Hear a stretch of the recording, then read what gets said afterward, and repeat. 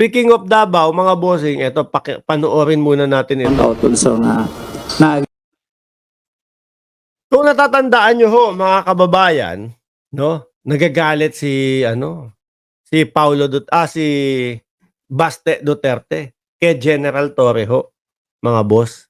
Nagagalit si Baste Duterte dahil nga po sinibak, tinanggal o inilipat yung 19 na kapulisan ho, mga bossing.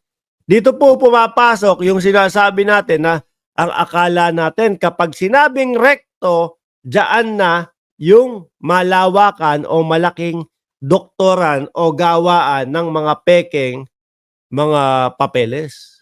Kagaya ng birth certificate, etc. etc. Eh sa Davao ho, mga kababayan, talagang libo-libo ho pala ang ginagawang birth certificate. Naibalita ho yan, ha, mga bossing. Naibalita ho yan. Sabi ko, aba, sisiw lang pala yung sa recto. Yung sa recto, maliitan o small time lang po.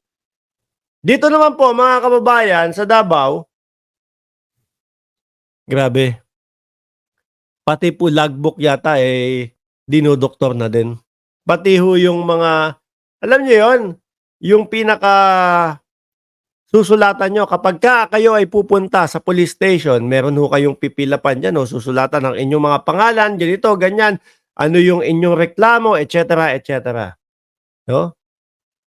So pati yun, eto, nabisto yata, panoorin ho natin, nabisto na may ganung pangyayari na dinodoktor din, Diyos ko po Lord, para magmukhang talagang sila ang safest city sa Southeast Asia. Hindi lang ho Pilipinas, ha? Southeast Asia po. Pasok dyan ang Singapore. Tinalo pa talaga ang Singapore. Tayo ho, natira dyan, mga kababayan, ng ilang taon. Talagang masasabi mo na mababa ang krimen sa Singapore. Madami ho, halos karamihan ho ng tao doon nagtatrabaho, mga kababayan. Kaya talaga namang yung iwan mo yung cellphone mo kung saan man, iwan mo kung saan mo maiwan mo, pagbalik mo, binalikan mo, nandun pa din. Yung mga tegihan, yung mga ganito, yung mga kung ano-ano man, wala ho masyado doon. Bibihira po. Police blotter, yun. Dinodoktor. Ito, panoorin ho natin. we found out also na naagiday mga tawagon nato na mga misreporting because of that misreporting or alleged tampering sa Tampering. No, ayaw pa sabihin. Alleged. Dinodoktor. Tinatamper po. Mga kababayan, yung police blotters. police blotters. One of the reasons why na-relieve ang atong mga pipila ka mga hepe. Yan nakasulat dyan. Higit 100 Davao cops iniimbestigahan sa umano'y dinoktor na police blotter. Nako, sabit na naman ang Davao. Kinumpirma ng Police Regional Internal Affairs Service o RIAS-11 na mayroong iilang mga pulis sa Davao City na minamanipula ang record o police blotter. Batay ito sa kanilang investigasyon na nagresulta sa pagkakatanggal sa pwesto ng mahigit sa 100 tauhan ng Davao City Police Office. Kasama Dami na naman, 100. Ito kaya kasama yung yung nauna, di ba, 40, tapos 19, tapos 100 naman. Bakit kailangan nilang gawin yun?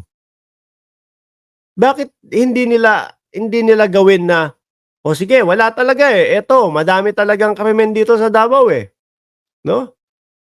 Sige, isulat lahat dyan, report lahat dyan, tapos ayusin natin. At least, totoo, natahimik at mapayapa yung lugar nila. Hindi yung kagaya nito. Wag mo isulat yan kasi tataas ang krimen sa atin. Tapos magiging mukha tayong delikadong lugar. Di ba? Kung bilang isang mayor, gagawin ko dyan, taas talaga yan ang katotohanan So ngayon, kailangan natin pababain to. So ngayon, gagawan natin to ng paraan. No? Susolusyonan natin itong mataas na krimen dito sa Davao. Di ba? hanggang sa bumaba ng bumaba at hanggang sa ma-achieve mo yung safest city sa Southeast Asia talaga. Yung ganyang gawain ho mga kababayan, yung tatamperin nila para magmukha silang safe, mamamayang Pilipino o sambayanan din po nila.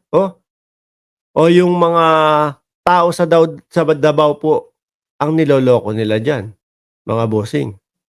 Na ang 19 na police station commanders noong Hulyo.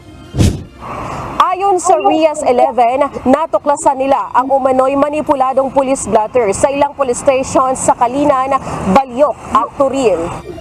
Under investigation na ang mga pulis na sinasabing sangkot sa insidente. Maaari silang makasuhan kapag napatunayang dinoktor nila ang police blotters sa kanilang istasyon. Akala ko ho talaga dati mga bossing pag sinabing doktoran, pag sinabing paggawa kang birth certificate mo, etc. Manipulahin mo yan, rekto na. Ang pinakamalala. Mas Davao pala.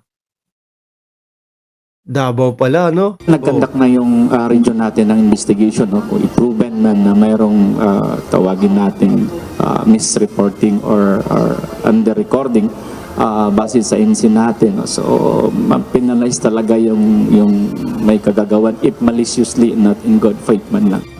Ang misreporting ng blotter report ay maaaring makaapekto sa ulat hinggil sa tunay na antas ng krimen sa isang lugar. Sa record ng Davao City Police Office, nabawasan umano ang crime rates Crime rate in Davao City, January 1 to June 30, 2023, 178. No? Tapos sa January 1 to June 30, 2024, ilan? sa lungsod mula Enero hanggang Hunyo ngayong taon. Mula 178 cases noong nakaraang taon, bumaba ito sa 128 sa kaparehong panahon ngayong 2024. Kabilang dito ang mga kaso ng rape, murder, pagnanakaw, physical injuries at homicide. Ngunit duda rito ang bagong Police Regional Office 11 Regional Director Ano sabi ni General Torre dito? Ang bottom line, hindi tama ang numero na pinagre-report sa ating mga station commanders na pinagpapalitan ko. Yun yung 19, no? Kaya nga po umabot sa punto na si Baste Duterte gusto daw po pangarap masampal si General Torre. Kung makita lang kita, sasampalin kita. Pangarap kong makasampal ng isang general. Sinagot siya ni General Torre. Ayun, hindi na umimik. Akala masisindak si General, no? And because of that, hindi magiging tama ang programa na i-implement natin. At least, totoo sa taong bayan. Diba? Saka ngayon, ayusin. Saka ngayon, resolbahin yung mga problema po. Yung problema na mataas ang krimen. Pero yung dodoktorin mo para magmukhang kayo ang safe, nako, niloloko nyo lang ang inyong mga sarili. na si Police Brigadier General Nicolas Torre III at sinabing tila nagkaroon ng dagdag bawas sa crime statistics kaya umano lumalabas na mababa ang crime rate sa Davao City. Anya, dapat hindi minamanipula ang report upang malaman ng tunay na sitwasyon at malapatan ito ng kaukulang solusyon. Yun ang sinasabi ho natin mga kababayan. Malaman kung ano yung totoong nangyayari doon sa syudad at malagyan at malapatan ng tunay na solusyon ho. Kaso kung ganyan, paulit-ulit. Trabahong tamad yan. No? Pangalawa, pangdadaya yan sa taong bayan. Samantala, tiniyak naman ng Davao City Police Office na mahigpit nilang imo-monitor at muling isa sa ilalim sa seminar and desk officers ng bawat police stations. Kailangan natin monitor kung sakto ba ilang i-entry dito and then the remarks.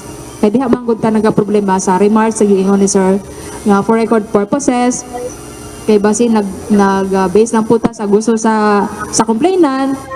Lelaine Moreno, UNTV News. Yun nga po, nandiyan na si Tarantaro. Shoutout sa iyo, Boss Chief Amo, sir.